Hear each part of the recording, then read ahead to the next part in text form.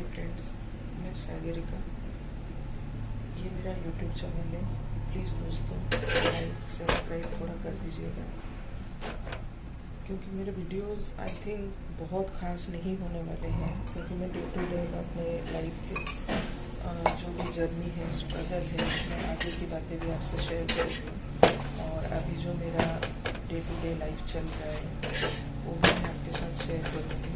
Because मैं अभी देखिए इस एज में मतलब बहुत सारे ऐसे हैं कि यूट्यूबर्स काफ़ी सारे अच्छे वीडियोस पोस्ट कर रहे हैं अपने कोई डांस मूव्स को लेके, कोई अपना क्रिएटिविटी अलग चैनल, कोई खाना बना रहा है, कोई कुछ। लेकिन मेरे पास ये सारे कुछ क्रिएटिविटी है।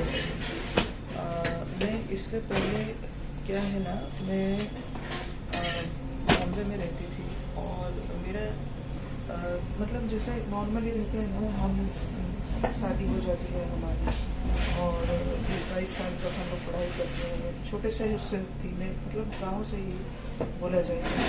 मैं टाटा नगर जमशेदपुर, उसके पास ही एक छोटा सा गांव है, मैं वहाँ से पली बड़ी हूँ।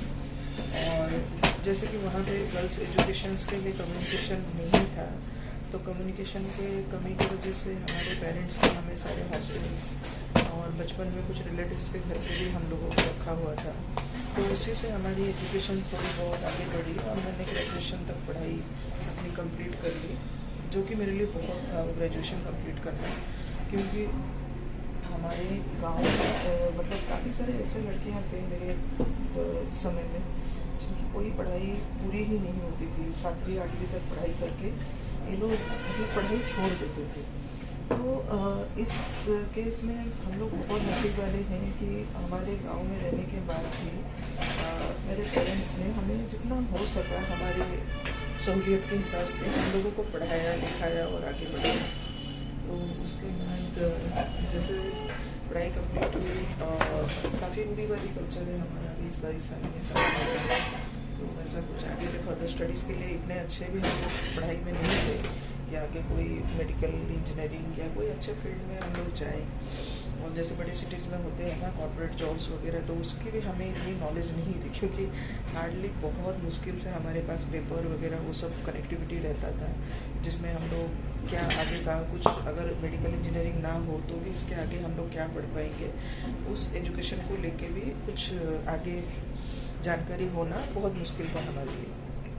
तो हमारी पढ़ाई कंप्लीट हो गई और कंप्लीट होने के बाद फिर हम लोगों ने जैसे तैसे छोटे मोटे और कुछ कोर्सेस वगैरह कंप्लीट किए।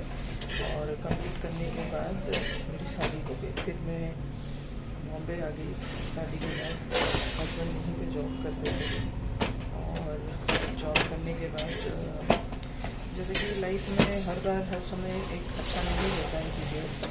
तो कुछ दिन हमारे अच्छे से गए, तो उसके बाद वो धीरे हस्बैंड का जॉब वगैरह आता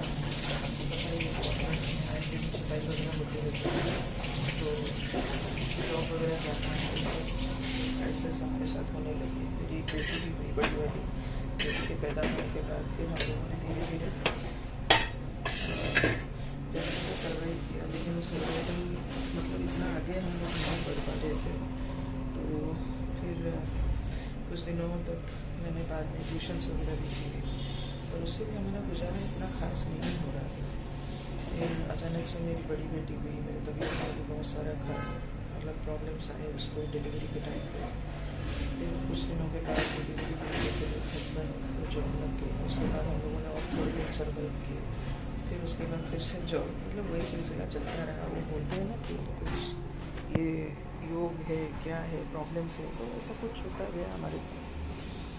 तो धीरे धीरे मतलब सिचुएशन सपोर्ट नहीं किया, तो मैंने फिर अपना दोस्तों वगैरह से बात करके कि क्या करूँ क्या नहीं करूँ। तो मुझे थोड़ा खाने वाने में इतना ज़्यादा तो नहीं बोलेंगे, थोड़ा बहुत खाने में इंटरेस्ट था, बनाने में इंटरेस्ट था। तो मैंने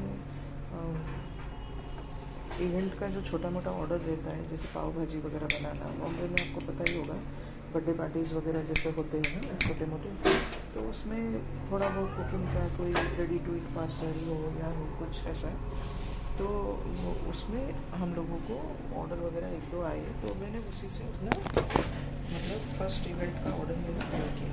तो फर्स्ट इवेंट में जब पूरा किया तो धीरे धीरे चलने लगा इवेंट्स का काम। थोड़े दिन हमारे ऐसे कैसे गुजरे, बाद में आपको पता है कोरोना के बीच कोई भी तो सर्वाइव नहीं कर पा रहा था। तो उसके बाद मेरी छोटी बेटी बीमार हो गई, जो कि GBS सिंड्रोम हो गया उसको। फिर हम लोग उड़ीसा आके पहुँच गए और उड़ीसा में उसका ट्रीटमेंट 2 से 2.5 साल तक चला। और बॉम्बे से आके यहाँ पर एडजस्ट करना बहुत मुश्किल, साथ में जॉब नहीं है, कुछ नहीं है। तो कुछ दिन मैंने ऑनलाइन साड़ियाँ वगैरह भी बेची।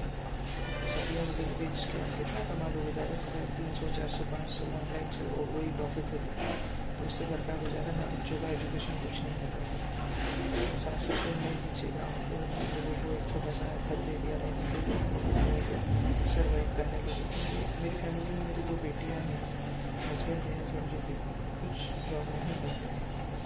तो सारे घर की जिम्मेदारी, रिस्पॉन्सिबिलिटी 4 लोगों का भरण पोषण, तो उनके एज के हिसाब से नहीं कर पाए। तो यहाँ पर आके मैंने एक लैंडस्केपिंग का काम किया और धीरे धीरे वही सब चल रहा है। पेड़ पौधा लगाना, उसको थोड़ा डिज़ाइन वगैरह करना। पर लाइफ में सक्सेस मिलना बहुत मुश्किल है। पर अभी मैं इस चीज़ में भी कोशिश कर रही हूँ, बच्चों को वेल सेटल करवाऊँ, बच्चों की पढ़ाई एजुकेशन ना रुके, जैसे आगे बढ़े बच्चे।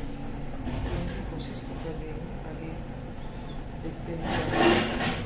ये चैनल मेरा बनाने का यही सब है कि भी ऑनलाइन काफ़ी सारे वीडियोज़ आ रहे हैं या कुछ डे टू डे लाइफ भी लोग दिखा रहे हैं।